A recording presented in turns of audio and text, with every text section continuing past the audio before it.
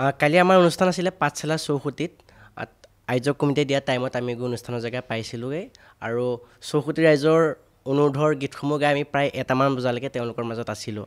এটা বজাত আমাৰ গীতৰ অনুষ্ঠান সামৰণি মাৰিবলৈ লোৱাত আয়োজক কমিটিৰ সদস্যসকলে ক'লে দাদা গান দুটা গাই দিয়ক। মই গান গাব লৈছিলোঁৱেই, তেতিয়ানে এজন মানুহে বহুত বেছি মদ খাই আহি আমাৰ লগতে আমাৰ টীমৰ সমূহ সদস্য বহুত অশ্লীল ভাষাৰে গালি গালাজ কৰিছে। তাৰোপৰি তেওঁ মানে একেবাৰে লাষ্টত নকৰিবলগীয়া কাম এটা কৰিলে, আমাৰ বাদ্যযন্ত্ৰ বস্তুখিনি গুৰিয়াই ভাঙি থৈ আহিছে আৰু ভাঙি দিয়াৰ পাছত আমাৰ যিসকল সদস্য আছিলে তেওঁলোকে প্ৰশাসনলৈ ফোন কৰিলে। আৰু কালি এটা মানে ভাবিবলগীয়া কথা কি, কালি পাঠশালাত অনুষ্ঠান হৈছে, প্ৰশাসনৰ মানুহ মই এজনো দেখা নাইকিয়া। যিহেতু আমাৰ এগ্ৰিমেণ্ট পেপাৰ লিখা আছে প্ৰশাসনৰ মানুহ থাকিব লাগে, এজনো প্ৰশাসনৰ মানুহ নাছিলে। কাৰ অনুমতিত তেওঁলোকে অনুষ্ঠানখন পাতিলে এইটো এটা চিন্তাৰ বিষয়, কাৰণ এনেকৈ মাতিলে আমাৰ কালি মোৰ লগত যিখিনি হ'ল প্ৰশাসনৰ মানুহ নাইকিয়া, হয়তো তাতকৈ যদি বেছি ডাঙৰ ঘটনা এটা হৈ যোৱা তেনে আয়োজক কমিটিৰ সদস্যসকলেও ৰাতি ফোন অফ কৰিলে, ফোন ৰিচিভ নকৰিলে, শুই আছোঁ বুলি ক'লে। তাৰ যোনজন মানুহে অভদ্ৰামী কৰি পানি পলাই গ'ল, তেওঁক মই পাঠশালাৰ থানালৈ ফোন কৰাৰ পাছত আৰক্ষী বিষয়া আহিলে। যোনজন মানুহে আমাক মানে বহুত বেয়াকৈ গালি পাৰিছিলে, বস্তু ভাঙিলে, তেওঁ ফোন আমি ট্ৰেক কৰিলোঁ। তেওঁ মানে পলাইছে বুলি মানে আৰক্ষী বিষয়াই কৈছে আৰু আমাক, তেওঁ পলাইছে ফোন ট্ৰেক কৰাত।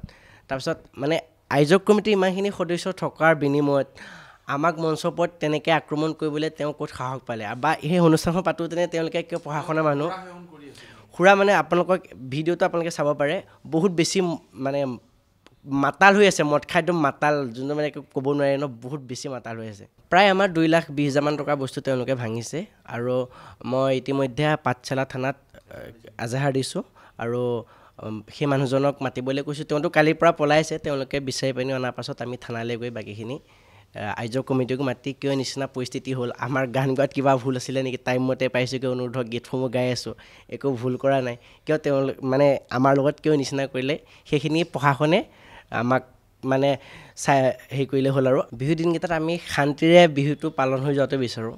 আৰু আয়োজক কমিটিৰ সদস্যসকলে ফোন কৰোঁতেনে ফোন কৰাৰ পৰা যোৱালৈকে ঠিকেই থাকে, দাদা ভাল বেয়া খা খবৰ লৈ আমি কালেকশ্যন কৰিছোঁ, বিহুখন কষ্টই পাতিছোঁ, আমুক গানটো আপোনালোকে গাব লাগিব, কিবা কৰিব লাগিব, কিন্তু লাষ্টৰ পৰ্যায়ত কিয় এনেকুৱা হয়গৈ, সেই কথাটোৱে মানে সদায় প্ৰশ্নৰ বিষয় হৈ থাকে। মই আৰক্ষী প্ৰশাসনক দাবী জনাইছোঁ, পাঠশালা থানাৰ OC ছাৰক আৰু SP ছাৰক, লগতে DGP ছাৰক অনুৰোধ জনাইছোঁ, আমাৰ লগত কিয় নিচিনা হয়, শিল্পীসকলক জীয়াই থাকিবলৈ অকণমান হতাশ দিয়ক তেওঁলোকে, আমাক অনুষ্ঠানলৈ মাতি পানি।